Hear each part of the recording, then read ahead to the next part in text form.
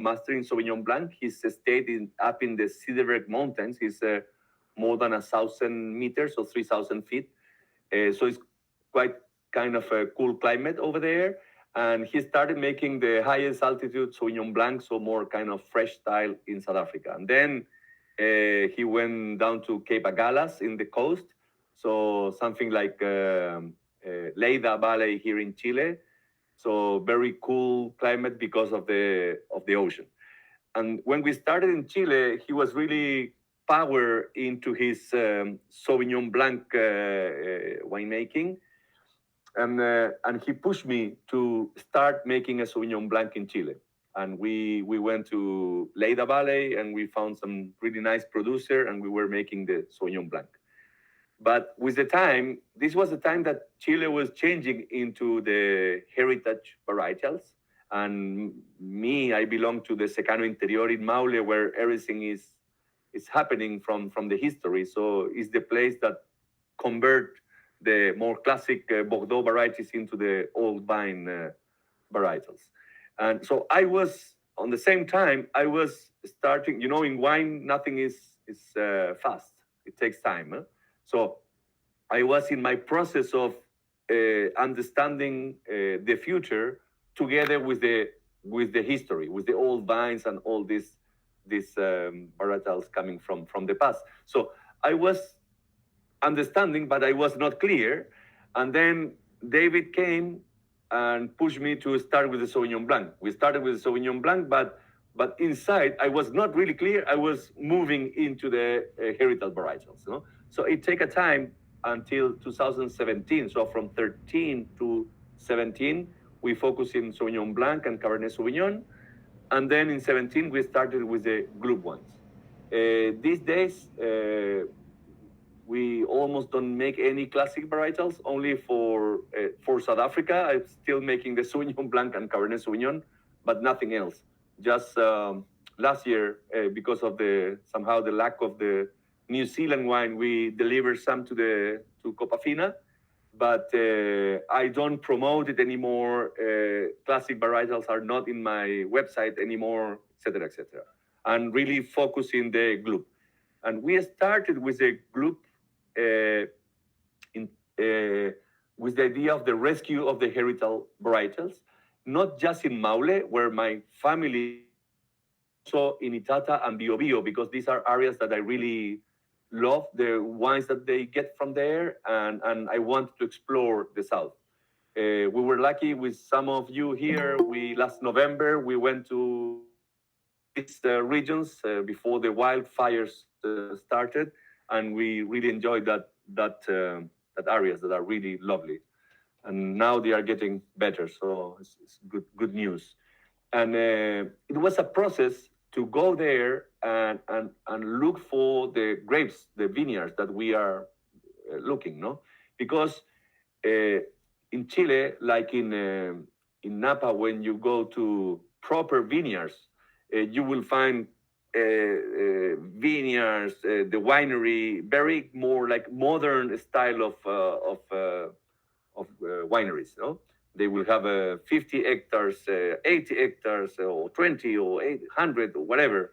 It's like a business. Huh? But when you go to Secano Interior in Itata, it's nothing to do with business. These are growers, farmers, poor people, wild, that they will have 1 hectare, 2 hectares, 3 hectares, together with the house, together with the old cellar, together with some cattle, some horses, some corn. It's a multi-farming, like in the old times. It's not business, it's not big, but it's very difficult to discover because you need to, drive a lot, go to the areas and meet these people. They are old normally, more wild. Many of them, they don't know how to write. So they don't have invoice. So you buy the grapes, but they don't give you invoice. If they don't give you invoice, you don't get the certification to export the grapes. So you need to put all these things together to make a relation with them.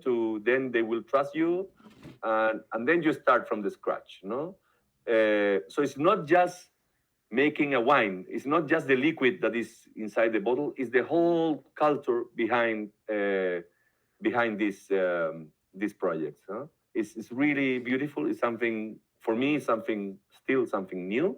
17 was the first vintage. We started with the Sanso in Itata, and the Chenin Blanc. That is the only wine that is not coming from Secano Interior. It's coming from the mountains. And then we add the País in Bio Bio, and then the Carignan in Maule, and we started from there. It's, these farmers, these grapes are not trendy some years ago. So the only possibility to sell these grapes is to the big wineries for bulk. So the big names, they will buy these grapes for nothing, like a $20 cent, like this, for the base of the table wine, for bagging box and this kind of thing. So they will never put on the label País or Carignan. It's going to be red wine from Chile, really entry level, and it's going to be the base of that. So for them, it's impossible to have a life with this half an hectare, 2 or 3 hectares, whatever, because they pay nothing. And so what they do is some of them they abandon. The new generations, they will move to the cities, they will move to the mining industry or to the fruit industry, to work, and they will abandon the old vines. Or what they do, the old guys, they will stay there, but they will spray, they will prune the minimum intervention possible in a bad way, minimum intervention. So they don't work the vineyard anymore. They spray and they try to get the maximum volume possible to make something with the little price the big wineries they pay them. So it's and at the end, these vineyards are going really bad with the spray and without love, without working the soil, without putting energy into that. So when we show up, these vines are not in the best conditions. So if you take the 17 Sanso against the 21 Sanso, is a complete different thing, because when we arrive, we make a relation, we start going from the scratch with them, and then we ask them, okay, we will pay you a really good price, but you need to work like your grandfather used to work the land, the vineyard, pruning properly, bringing the horses, working the soil, that's all. And it's no recipe. We thought that we will teach them with modern viticulture techniques, more precision viticulture, how to get better grapes. This is what we thought at the beginning, but then we decide, no, we will keep them. They know how to do the job, so we just ask them to do the job properly like they used to do in the past. Because if we do intervention, if we put modern techniques, we will lose the identity. And what we want with these heritage varietals is to have the best identity possible from Chile. That is something unknown from Chile. Chile is well known with prices, with entry-level Cabernet Sauvignon, Sauvignon Blanc, Carmener, whatever, but it's not known with interesting wines, more in the mid-price, with wines with a personality, with character. And if we do intervention in the vineyard, we will lose the character. So just let them do the job, but do it. This is the only thing that we ask. We pay you good, but you do the job properly. It's very simple. No sprays, plugging, moving the soil, working on the soil, and that's all. Easy. And now I think you if you taste these Glup wines, you can taste the result. Why the name Glup? Again, we have discussed this with some of you, but it's good to remember. Chile is kind of, as Tim Atkins said one day, it's like the Volvo of the wines. It's you can trust, but it's boring. This was in 10 years ago. It's boring. It's nothing interesting. So Glup is kind of the opposite of that. It's a label that is disruptive. It's not elegant. It's not somehow the perfection. It's not the chateau style. It's not the family grand reserve style. Is the opposite. No, the name is try to remember the glue wines, fresh wines. Is the name that you do inside your throat when you really enjoy something you drink or you eat. So Glup, something that you really enjoy. So it's very easy. It's very simple, and some people is getting kind of it's a label that you will love or hate.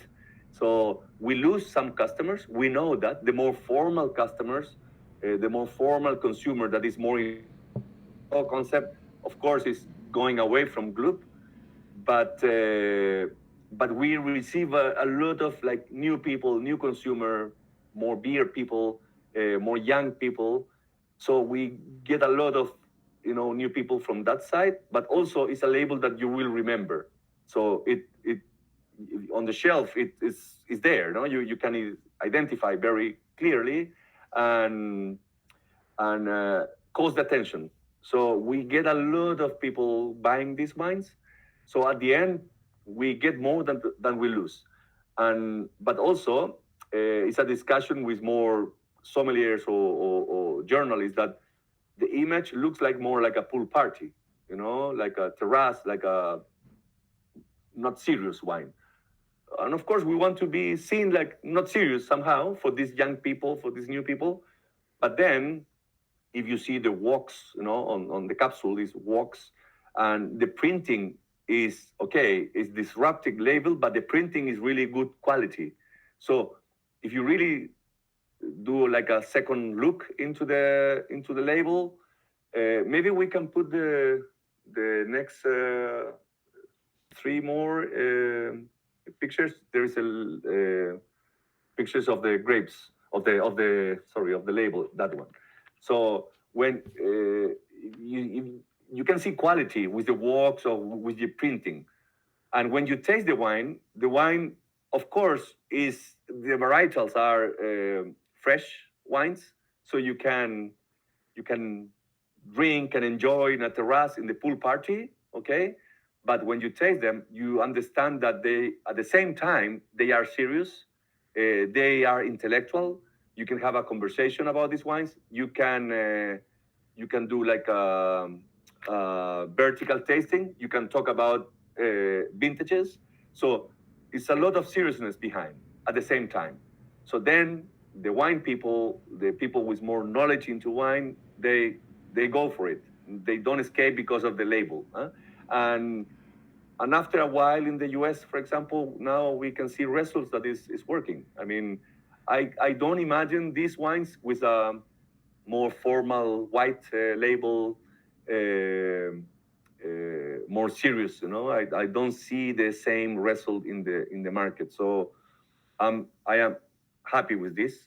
We don't know if this is gonna be forever. If Glup is gonna work forever. Maybe in 5 or 10 years, we will need a more serious label. But for the moment, I think it's working properly.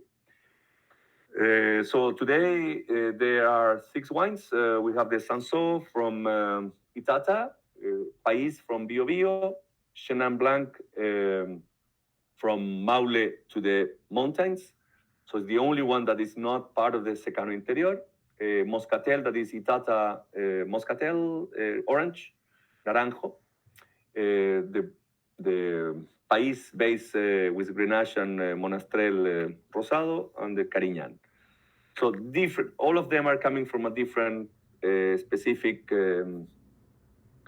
parcel. It's not a single vineyard. It's a single block. It's a single parcel, and this is what we can do. They are limited in volume.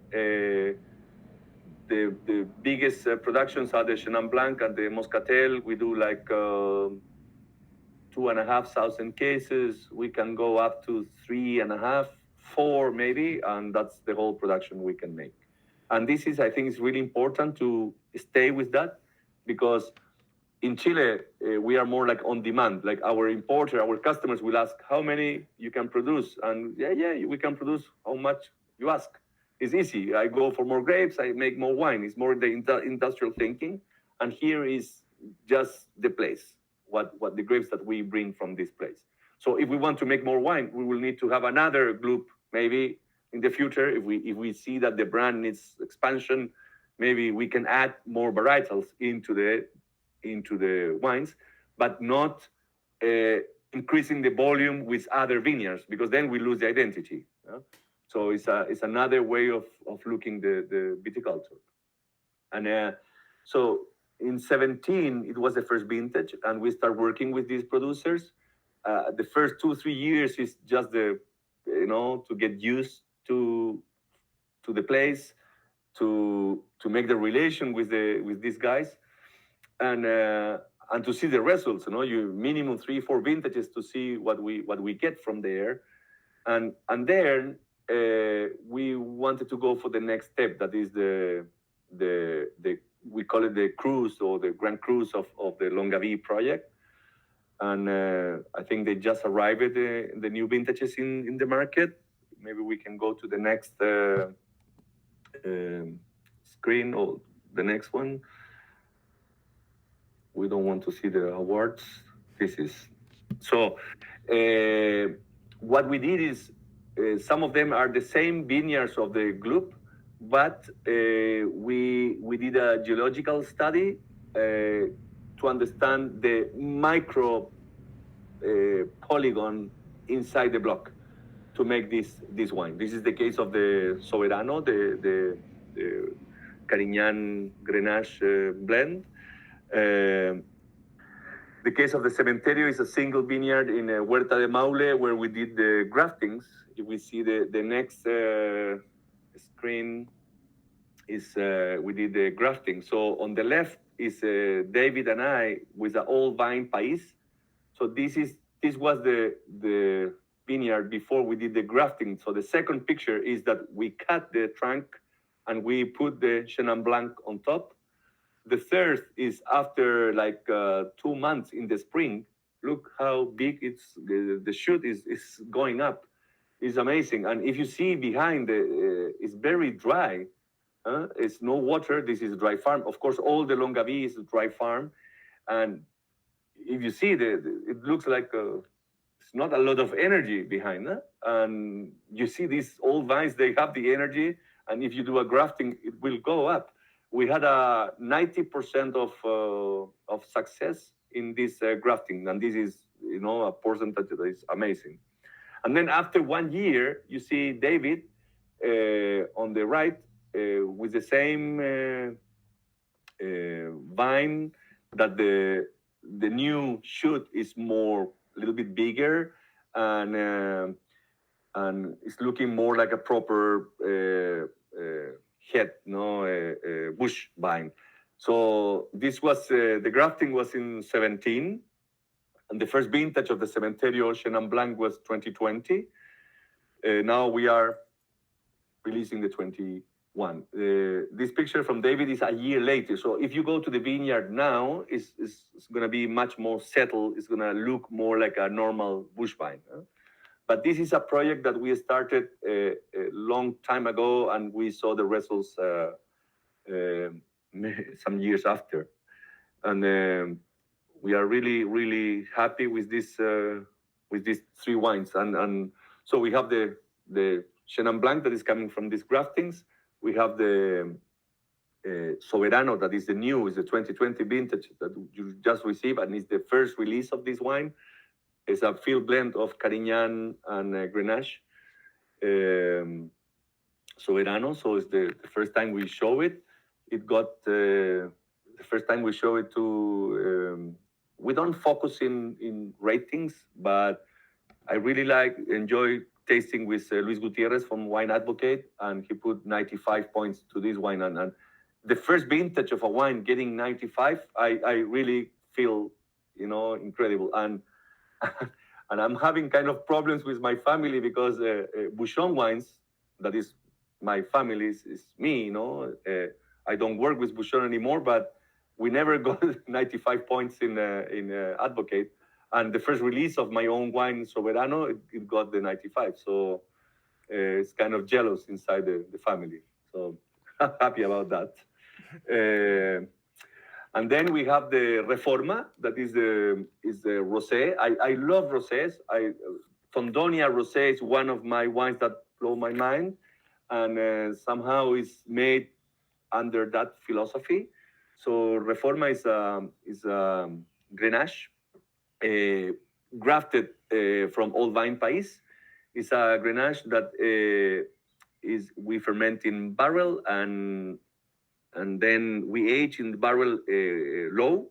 So some of the barrels they will develop floor, and we stay in these barrels in a low. No matter if it's floor or not floor, is a oxidative aging. So all the barrels are low for 2 years, and then we top up and we keep another 2 years inside the barrel. So it's a 4 years age in barrel, a rosé. So very strange. It's the wine that I have longer in barrel in my life, and it's a rosé. Supposed to be a big Cabernet, Cabernet or Carignan, a big red, but it's a rosé. The result is amazing. This is the second vintage, is the 19. We did the 17, but then after 1 year, it was terrible. I thought I will lose these barrels, so I really don't know where it's going. So I decided not to make the second vintage. So the 18, I skip it because the first, is really going wrong.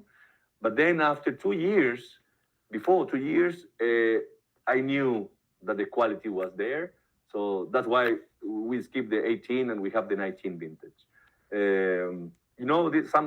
Sometimes these wines they are born by coincidence. No, they are. We play in the cellar. We want to do something, but not always you reach the destination. No? But in this case, we are lucky. We made it. So I'm happy to have these wines in the market.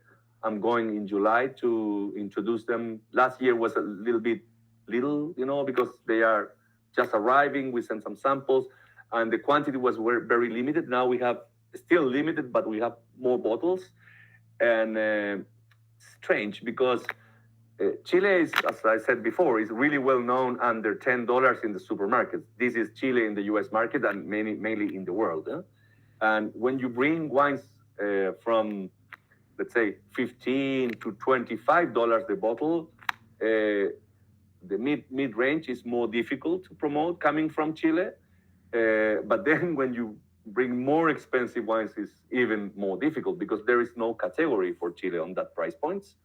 And last year when we showed them, no matter if of course, it's little quantities, but they sold out before they arrive. And most of these wines are the trade is buying them, and this is what I love. The sommeliers, the guy working in the shop, they buy these wines for themselves. And for me, this is to build the brand. This is the best we can do. So really looking for my visit. Of course, the volume will be made by the Glups, but this is going to be more the center of the communication. We still talking how we will make this tastings and how we will promote, because it's not easy. It's not a lot of quantities, but I think it's another way of promoting Chile. We talked with Shelby and Lorene last year, and it's something new, but at the end, it happened, no? So now we're still thinking how we can really promote these wines on another way, not in the typical way Chile is promoting. So some of the ideas I have is I have my like mentor wines, like Chenin Blanc from Ibn Sadi or in South Africa. So why not to open a bottle of Ibn Sadi Chenin Blanc together with the Cementerio? Why not to open the best or the wine that I love from Priorat, Carignan, together with the Soberano? And why not to open the wine that I love, I really enjoy from a rosé, like a Tondonia? Why not to open the Tondonia next to the Reforma and see how it behaves? I'm not trying to say my wine is better than this. It's just I love these wines and try this and we see, we put these wines on a test somehow. but not to win. It's just to enjoy, uh, and just to also to introduce the wines that I love, the style of wines that I love. So it's one of the options is to do this in my trip. Is weird because when you have a winemaker introducing other wines from other regions in the world, it's not the typical way. Normally, you will have the winemaker on top of the stage saying, "Here is my wine, the best wine of Chile," blah blah blah. But this is not the way I normally do. No, so really happy with this wine so far. We do a release once a year, and this is also a different way of selling Chile. Normally from Chile is on demand, always available, and you will ask for this wine. And if I am short, I will release the new vintage before, or I will extend my production, whatever.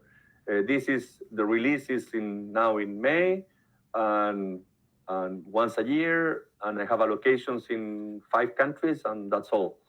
So we started before in the US. Copafina believe in these wines, and started last year, and this year we are doing in these other countries at the same time. So it's interesting what is happening with a new way of promoting, because you can make a nice wine, but then how you show it, how you promote, and how you communicate. So it's looking for my visit. I love to be in the US. I love to be in summer there. So I hope I will meet all of you around. And I don't know if you want to ask some questions. Excuse me. Thank you, Julio. Do you mind if we go back to which slide is it? The name of Longavi? This one? Yeah. So Yes. people are aware. Well, I was with David riding horses, the two of us. This was like in 2010, something like this, 10, 11. And I show him, I really love the mountains. And I show him the Longavi volcano that is in Maule Valley in the Andes. And I show him, look, this is the Longavi mountain. It's a volcano, really, really beautiful volcano. And I love this. And he told me, okay, this is the name of our winery. Simple as that. So we didn't hire a really expensive marketing company to find the name. And also in native, the meaning is a snake head in native language, in Mapudungun, Mapuches, from the south of Chile.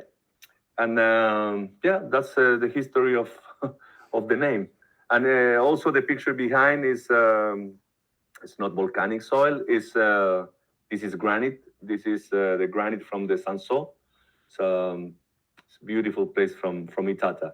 But yeah, also we have two volcanic wines, the Glup from Bio Bio, the País, and the Chenin Blanc.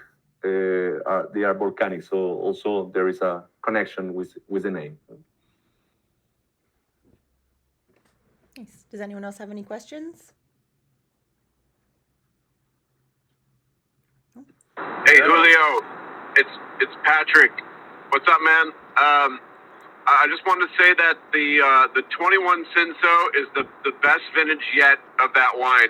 I know you were talking about how the wines are improving as the years go by, and that wine is really special. I just wanted to let you know that. Good to hear, my friend. Excellent. Good news. Yeah, when I say that the wines are improving, it's not like in the in the way that my wines are getting better and better. No. It's because we are understanding the place. We have a better relation with the growers, and also because we convert back to organic, because they were organic before, but just some years they move into the spray. But now we are going back to organic. This takes time.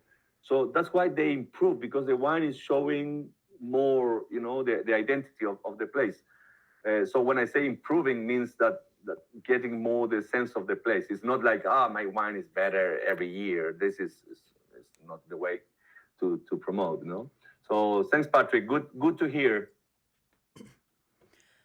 Julio, do you mind talking a little bit too about the like geographical location of where Maule, Itata, and Biobío is, and especially the Secano Interior, how that's that specific place within these regions where everything is dry farmed, more coastal influenced, etc.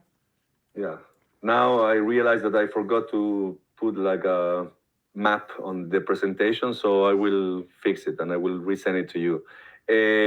If you have Chile, the center of Chile is Santiago, the capital, and this is where you have the Maipo, very classic Maipo wine region based on Cabernet Sauvignon. You know, Maule is 300 kilometers south of Santiago.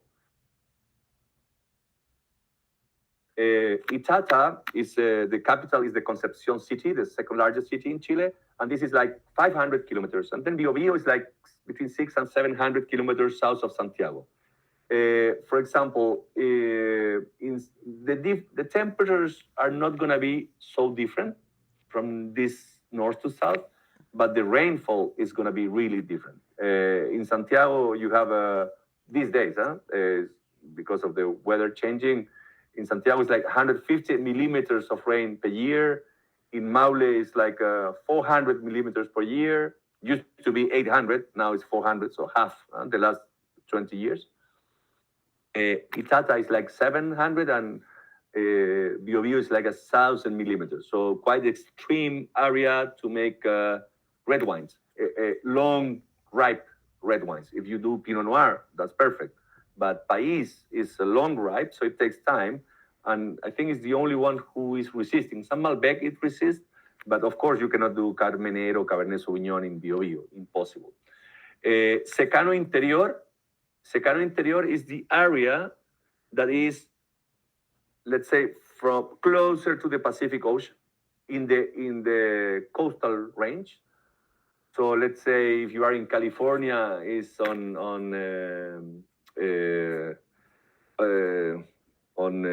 Hillsburg to the coast. That's going to be the Secano Interior. Like 40, 45 kilometers maximum to the ocean. Secano Interior is the really old denomination in Chile. It can be used with País and Sansó varietals as a DO. It's called the area, but it's also a DO, and it's only allowed to use País and Sansó, very old DO. Carignan could come from this region, but you cannot use Carignan Secano Interior. You can use Carignan Maule or Carignan Itata. You cannot use Carignan Secano Interior. Only País and Sansó. So on the label, you can see that. It's a place that most of the soil is going to be granite because the coastal is based on granite. The coastal range is based on granite soil. You can find some schist, and in the lower part next to the rivers coming from the volcanoes, you can find some volcanic sand. That is the case of the Glup País. But the base of the soil is going to be granite.